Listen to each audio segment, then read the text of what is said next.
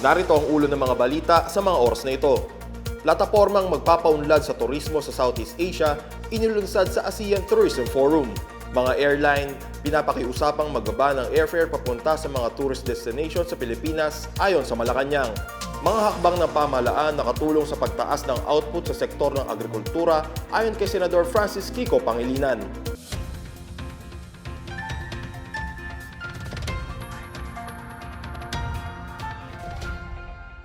Ako po si John Delistan para sa PNA Headlines. Inulunsad ng mga Tourism Minister ng mga bansang kasapi ng ASEAN or Association of Southeast Asian Nations ngayong Huwebes ang isang plataporma para mapalawak at patatagin ng turismo sa rehiyon. Idineklara ng ASEAN kasama ng mga dialogue partner ng rehiyon at ng Asian Development Bank ang pagpapatupad sa ASEAN Sectoral Plan 2026 to 2030 bilang bahagi ng ASEAN Tourism Forum na ginanap sa New Star Hotel sa Cebu City. Kabilang sa mga magiging prioridad ang pagpapalakas sa industriya laban sa mga epekto ng sakuna at iba pang krisis. Pagtutuunan din ng pansin ang pagpapaunlad sa tourism workforce, pagpapadali sa pagbiyahe, digital transformation, pagpapalawak sa sakop ng merkado at sustainability. Kasabay niyan, palalawakin ang pag-promote, pamumuhunan at paglalakbay sa pagitan ng mga ASEAN member state. Ayon kay Tourism Secretary Cristina Frasco, patunay ito na ang kinabukasan ng turismo ay nakasalalay sa pagpapahalaga sa mga manggagawa, negosyo, destinasyon at mga komunidad. Sa Cebu pa rin, pinangunahan ni Foreign Affairs Secretary Maria Teresa Lazaro ang pagbubukas ng 2026 ASEAN Foreign Ministers Retreat. Sa kanyang opening remarks, inilatag ni Lazaro ang mga realidad na kinakaharap ng rehiyon tulad ng mga hamon sa seguridad, mga hidwaang panloob at mga isyong pangtao at border.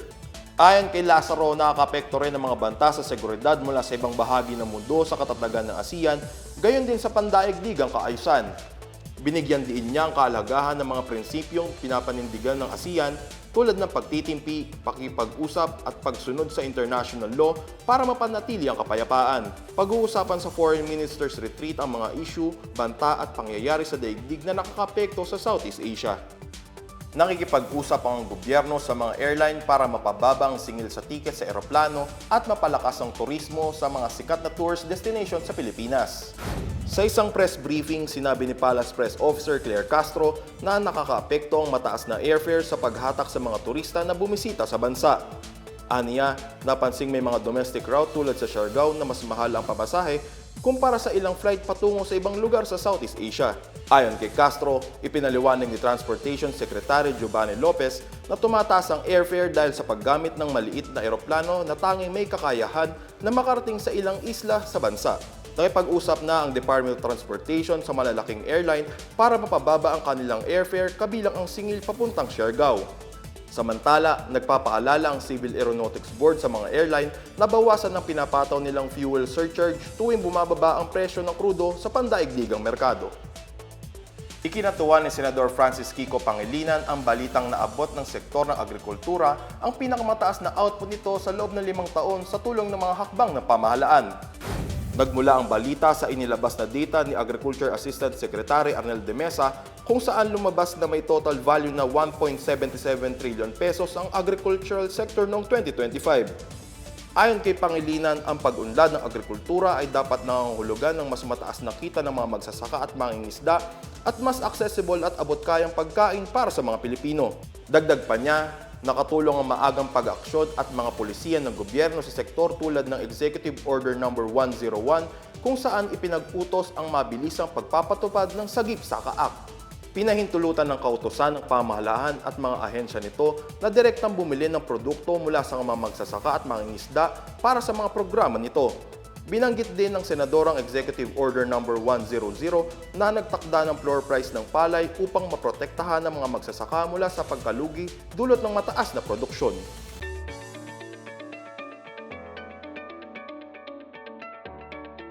Sa balitang pangkalakalan, 136 na miyembro ng Agrarian Reform Beneficiaries or Organization or ARBO ang lumahok sa isinagawang one-stop ARBO Caravan ng Department of Agrarian Reform or DAR sa Butuan City.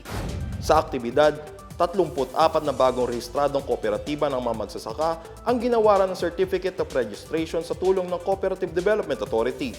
Nagbigay rin ng on-site na serbisyo ang Department of Trade and Industry, Department of Agriculture, Technical Education and Skills Development Authority gaya ng suporta sa negosyo, informasyon sa pagsasanay at tulong sa pagpasok sa pamilihan.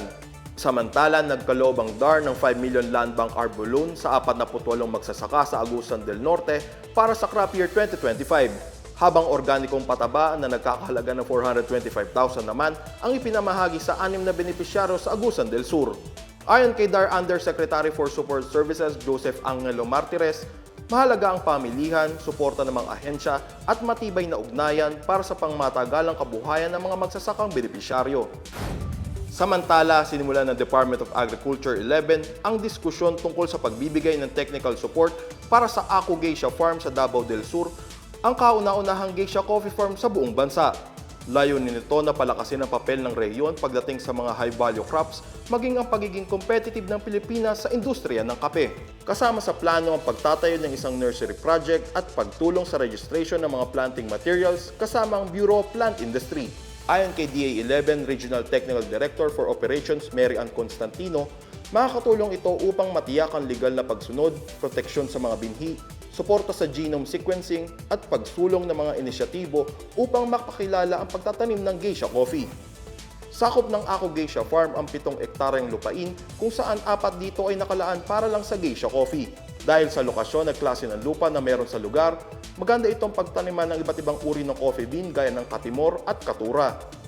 Ang geisha coffee ay isang premium variety ng Arabica beans na ipinakilala sa Pilipinas ng Taiwanese farmer na si Ako Sikayang noong 2018. At yan ang pinakabago at pinakamainit na balita sa mga oras na ito, hatid sa inyo ng PNA Headlines.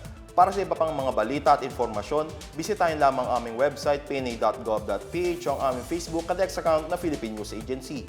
Mapapanood din ang PNA Headlines sa pamamagitan ng link sa website ng News and Information Bureau sa ilalim ng PNA News at sa YouTube account ng Philippine News Agency. Ako po si John Dalistan at ito ang PNA Headlines, naghahatid ng mga balitang nagbubuklod sa bagong Pilipinas.